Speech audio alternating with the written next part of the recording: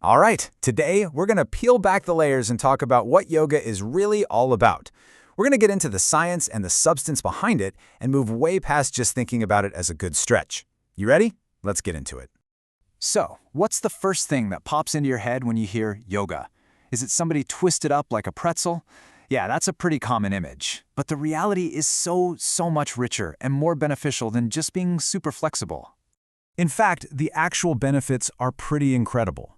And they're backed by science. We're talking about things that can seriously improve your well-being. It can help ease stress and anxiety, get your circulation moving better, and give you a greater range of motion. It can even reduce that nagging pain you get from sitting at a desk all day.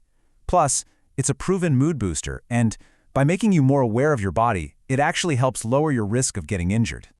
So how in the world does yoga pull all this off? Well, to really get it, we need to look under the hood at the mechanics. Before we even get into all the different styles, let's break down the two main ways we actually stretch. And it really all boils down to this: active versus passive stretching.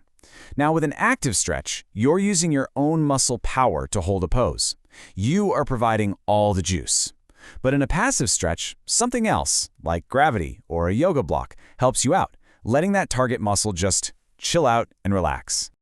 Active stretching is this awesome two-for-one deal. You're not just getting more flexible, you're actually building real, functional strength and control while you're at it. Warrior 3 is the perfect example. You're balancing on one leg, extending the other. It's all you. This is the stuff that gets your body ready for life, really. And on the flip side, you've got passive stretching, which is all about the art of letting go. This is where you hit the reset button. Think about a seated forward fold. You're not yanking yourself down, you're just letting gravity gently do the work. This is how you release that deep down tension and really improve your overall range of motion. Okay, so we have these two big ideas, right? Active and passive. Now let's see how they show up in the real world when you're looking at a yoga class schedule. All those different styles are pretty much just different ways of applying these core ideas. First up, yin yoga. Now the really unique thing about yin is what it's targeting. We're not talking about your big muscles here. We're going deeper to the connective tissues, things like your tendons, fascia, and ligaments. You hold these poses for a lot longer, a few minutes sometimes, to put gentle, steady stress on those tissues. It's fantastic for joint health. And then there's restorative yoga. The name kind of gives it away, right? The goal here is 100% relaxation. You use a ton of props, blankets, big pillows called bolsters, blocks, so that your body can be completely supported. Your muscles basically get to take a vacation. It's all about deep rest and healing.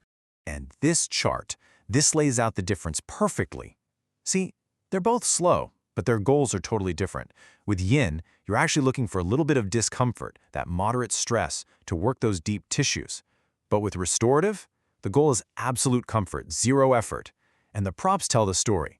In yin, they help you get into the pose. In restorative, they do all the work for you. All right, enough theory. How does this actually help with real-world problems? Let's get practical and talk about something so many of us deal with: back pain. Let's see how yoga can really make a difference. And this is why yoga can be such a game changer for back pain. It doesn't just work on the physical side of things, stretching and strengthening the muscles. It also helps you manage the stress that almost always comes along with the pain, which can make everything feel so much worse. First up, a classic you probably know: downward facing dog. And let me tell you, this pose is an absolute powerhouse. It just creates so much length all the way through your spine, from your tailbone to your head.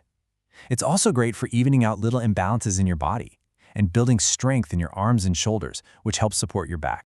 Now take a look at this. This is what's happening under the hood, and it's so cool. You can see it's way more than just a back stretch. You're stretching your hamstrings and your glutes, which can take a ton of pressure off your lower back. And at the exact same time, you're strengthening your shoulders and arms. It's a true full-body experience. Okay, now let's switch gears to something super gentle, but don't underestimate its power.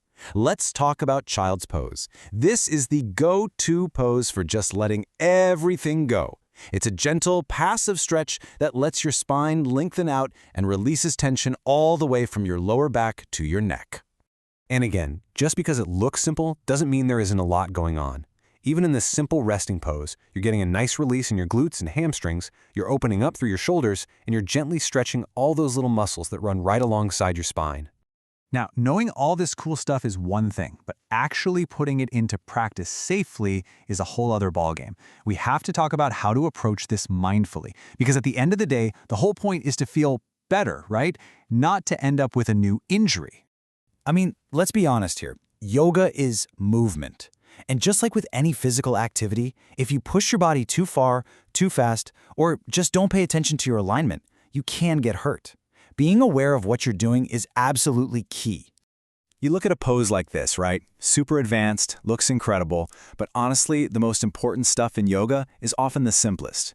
Here's a perfect example. In any basic forward fold, just keep a tiny little bend in your knees. It's a small change that makes a massive difference in protecting your lower back. Safety is for everyone, no matter what the pose looks like. And that, right there, is the main thing I want you to walk away with. Yoga is not a one-size-fits-all kind of deal. Think of it like a huge toolkit. The real power comes when you understand what all the different tools are for and you learn how to pick the right one for what you need that day. So I'm going to leave you with a question, and I want you to really take a second and think about it. Just check in with yourself. What does your body and your mind really need today? Do you need to build energy and feel strong, or do you need to find some quiet and just release? The choice is always yours.